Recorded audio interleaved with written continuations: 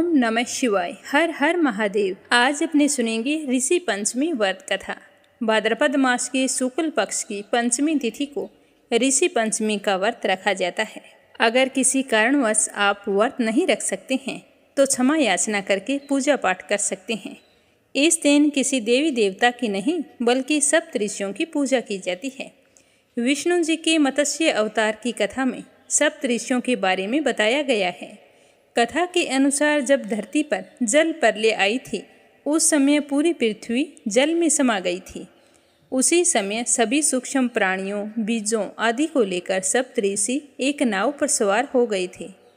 तब श्री हरि विष्णु ने मत्स्य अवतार धारण करके पृथ्वी की रक्षा की थी। कहते हैं कि जल प्रलय में जो इस नाव में बच गए थे उन्हीं से दोबारा धरती का जीवन चक्र शुरू हुआ था। सप्त ऋषियों की पूजा करने से और व्रत रखने से जाने अनजाने हुई भूल और पाप कर्मों से मुक्ति मिलती है। यह व्रत विशेष तौर से महिलाएं करती है। माहवारी के दौरान धार्मिक कार्यों को लेकर अगर महिलाओं से कोई गलती हो जाती है तो उनकी क्षमा याचना के लिए यह व्रत किया जाता है। इस दिन महिलाएं परिवार की सुख शांति और समृद्धि के लिए व्रत रखती है और व्रत के दौरान ऋषि पंचमी की व्रत कथा सुनती हैं। तो आइए अपने मंगल जीवन की कामना करते हुए सुनते हैं ऋषि पंचमी व्रत कथा। बोलो सप्त ऋषियों की जय हो। आप भी कमेंट बॉक्स में सप्त ऋषियों की जय हो जरूर लिखें। एक समय की बात है, एक राजा सीताशव धर्म का अर्थ जानने की इच्छा से पितामह ब्रह्मा जी के पास गए और उनके चरणों में शीश नवाकर बोले कि हे आदि देव, आप समस्त धर्मों के ज्ञाता और गूढ़ धर्मों को जानने वाले हैं।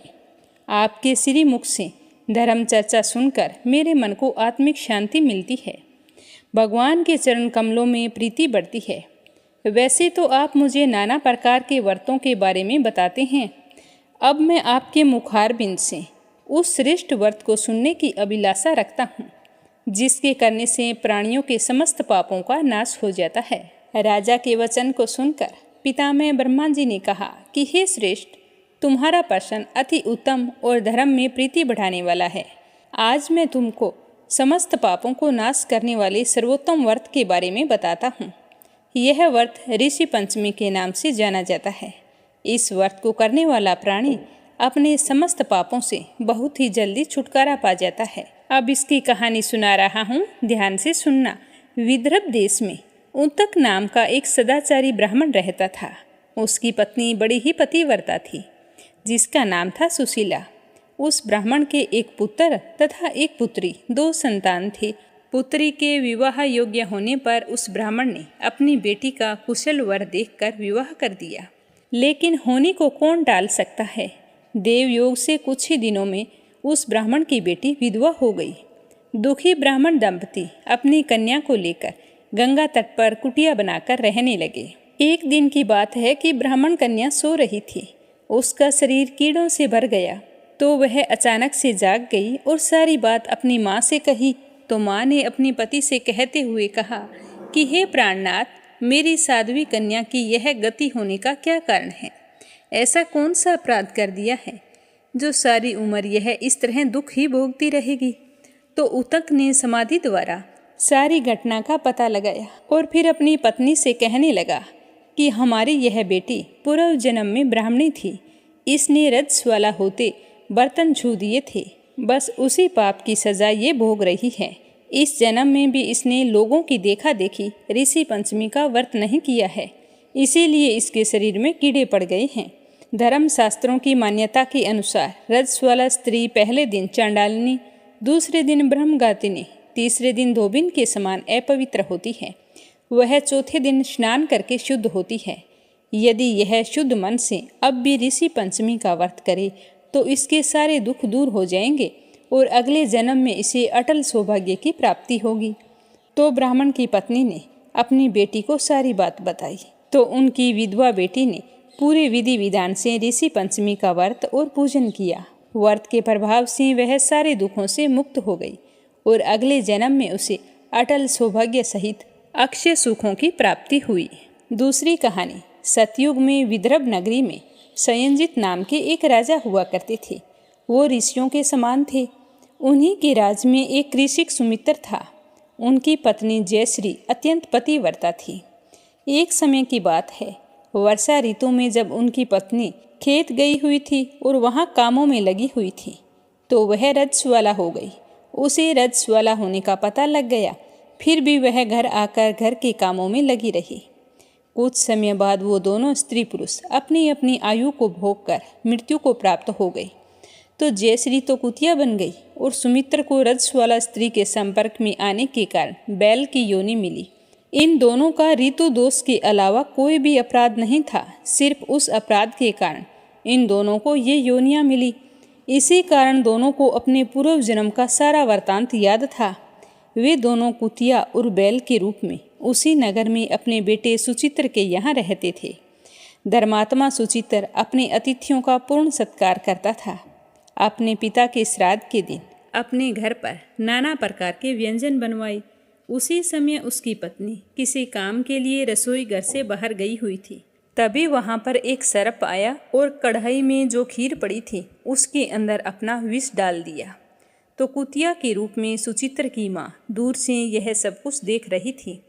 पुत्र की बहू आने पर उसने सोचा कि मेरे पुत्र को ब्रह्म हत्या का पाप लग जाएगा, इसीलिए उसने अपनी बहू के सामने खीर के बर्तन में मुंह डाल दिया।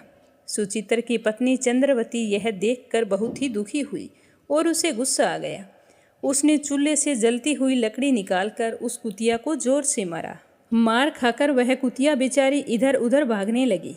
चौके में जो जूठन आदि बची रहती थी वह भी सुचित्र की बहू उस कुतिया को रोजाना तो डालती थी, लेकिन उस दिन गुस्से के कारण सब कुछ बाहर फेंक दिया।